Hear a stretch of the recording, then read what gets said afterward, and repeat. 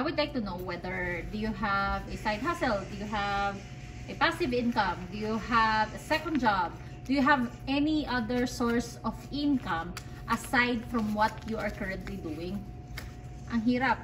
Ang hirap pagsabay-sabayin yung gusto mong magkaroon ng extra income pero ite-trade mo yung time mo for money and then you are a parent. Mahirap yon. Hindi ganun kadali.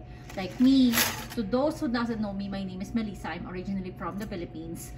We are now living in Canada and me and my husband have a restaurant. After working for a corporate job for almost 20 years, minabuti namin na magtayo ng restaurant. He has an experience in cooking. Ako naman, konti sa management, pero I'm willing to, of course, asawa mo yun. Kung ano yung gusto niya, susuportahan mo. And not only that, kasi gusto ko na rin ng sarili ko. Gusto ko na rin ng sarili naming company. Or gusto ko ng sarili kong negosyo. Kasi no matter how hard your work is, dun sa pinagtatrabahuhan mo, empleyado ka pa rin dun. Wala ka pa rin say. Kahit na asset ka ng company, they can get rid of you kung kinakailangan. How many times that I met here at the restaurant na yung mga matatagal na sa negosyo, yung mga matatanda na, they force retire them. Kasi nga, iba na yung kalakaran ngayon.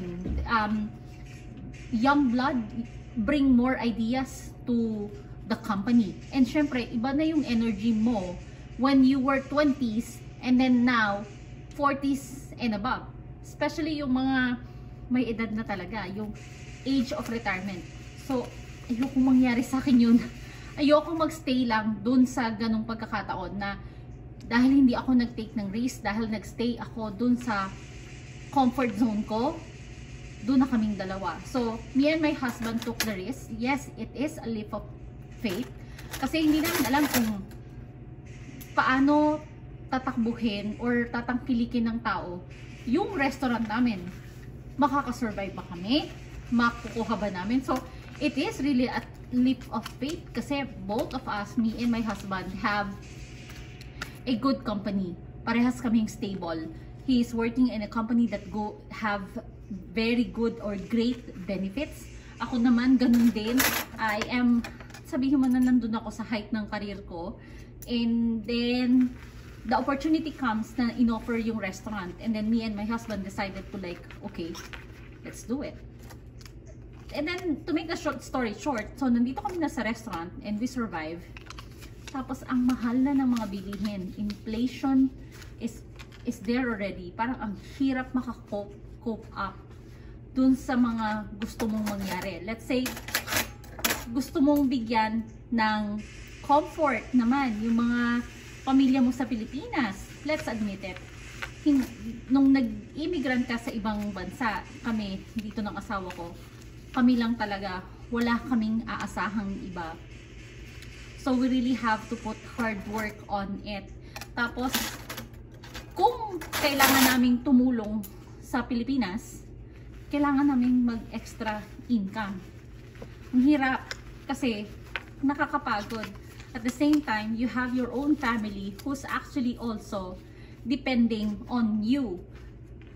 Time flies. You also wanted to spend more time with your kids. So, ang hirap nun. Until we find this business. This digital business is actually introduced to me by my friend. She asked me kung may side hustle ka ba. And I told her I cannot handle another side hustle anymore just because I'm busy with the restaurant already. It is a full service restaurant and I need to have time for my kids. Time flies. Lalaki agad yung mga bata ng ayokong wala kaming oras for them. Sabi niya, no, you have to see this business, check it out because this would fit your lifestyle.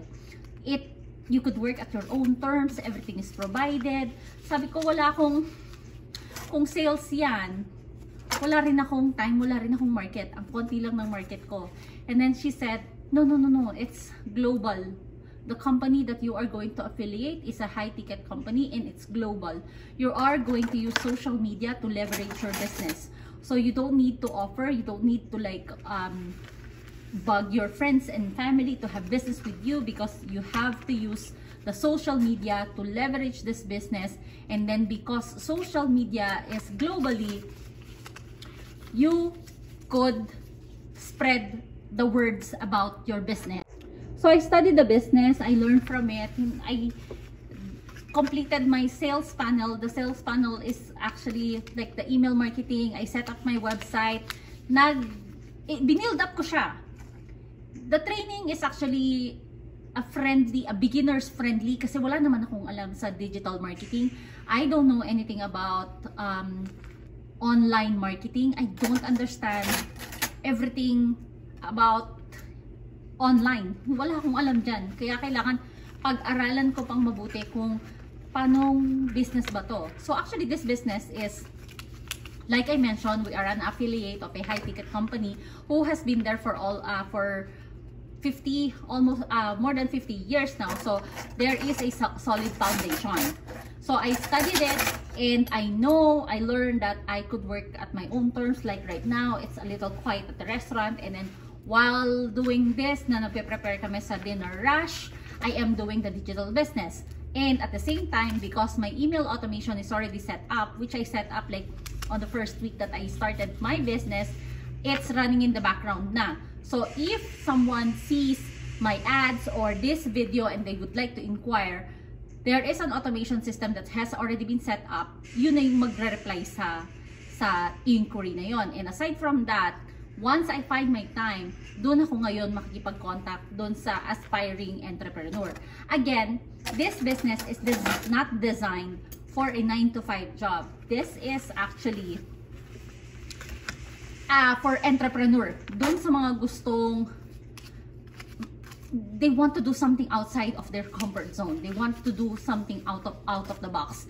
Yun sa mga willing mag-take ng risk at ng challenges to achieve the success.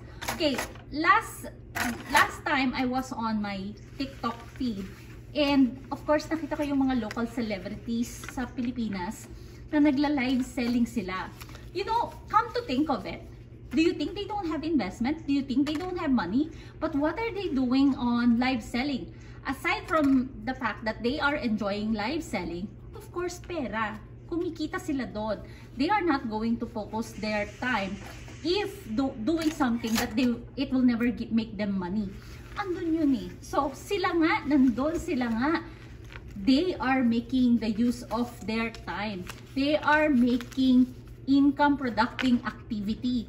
Tayo pa ba na, let's say, minimum wager? Tayo pa ba yung hindi gagamit sa mga oras natin para kumita ng extra? Why multiple income stream is important right now? Again, ang mahal na ng bilihin. And if you have extra, you can help more. You can do more. Mas marami kang magagawa. Again, do not look for a second job, but find an opportunity that will work with your lifestyle. Like me, I find this business and it works for me because I can work at my own terms. I don't need to go out from my restaurant because I generate income on my online business that doesn't need constant monitoring, and I could still spend time with my family. So, ikaw mamili ng schedule mo. On Sunday, I don't do any business. I don't even open my email because, any day could be your off, any day could be your weekend. But me, I chose Sunday because Sunday walang school yung isa kong anak. So that is the reason why I spend more time with them. So no business at all. Yun lang. Go to church and then spend time with the family. Focus on the family. So imagine, and here dito sa Canada, lumalamig din ang weather. So imagine I don't need to go out pag winter because I need to get that extra money.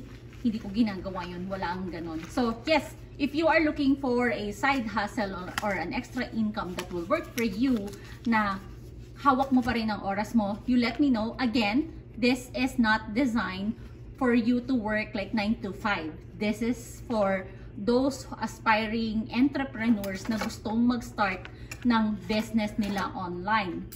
So if you want to do that, let's connect, let's chat. I have a free webinar that you could access. Again, free. That is just for you to check it out. Again, I am also looking for someone who is serious to start their own business. Again, serious individual. Yun lang, mga matatapang at willing mag-take ng risk para sa pamilya nila, your own family, or your aging parent, or you just wanted to retire early. Do something na mag-fit sa lifestyle mo. Nasa sayo na rin kung gusto mong gawing full-time or gusto mong gawing part-time. You are going to learn more of this if you are going to connect with me, and let's see how far we can go. Kung this business is for you, just give yourself a chance to check it out. Yun lang. God bless us, everyone.